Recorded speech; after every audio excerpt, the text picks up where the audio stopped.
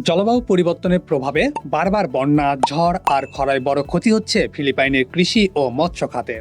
ফসল নষ্ট হচ্ছে, মাছের ঘের খামার ক্ষতিগ্রস্ত হচ্ছে, আর আয় হারাচ্ছেন কৃষক ও জেলেরা। এই উৎপাদন ঝুঁকি কমাতে 2026 সালে সরকার ভর্তুকিপ্রাপ্ত সরকারি কৃষি বীমা কর্মসূচি বড় পরিসরে সম্প্রসারণের উদ্যোগ নিয়েছে। কৃষি বিভাগের তথ্য অনুযায়ী 2026 সালে প্রায় 30 লাখ কৃষক ও মৎস্যজীবী বীমা সুরক্ষায় আওতায় আসবেন, যেখানে 2025 সালে ছিল প্রায় 24 লাখ। এই সম্প্রসারণের সঙ্গে বাড়ছে বাজেটও।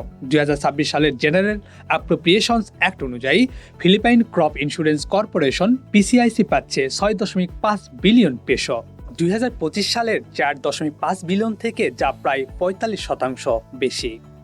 ক্ষতিপূরণের অঙ্ক বাড়ছে।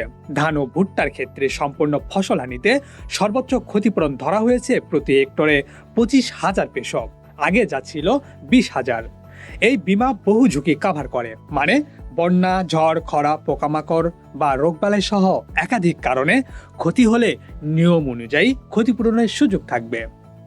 কর্মসূচি শুধু শস্য নয়, উচ্চমূল্যের ফসল, গবাদি পশু, মৎস্য এবং অ্যাকুয়াকালচারও কভারেজের মধ্যে।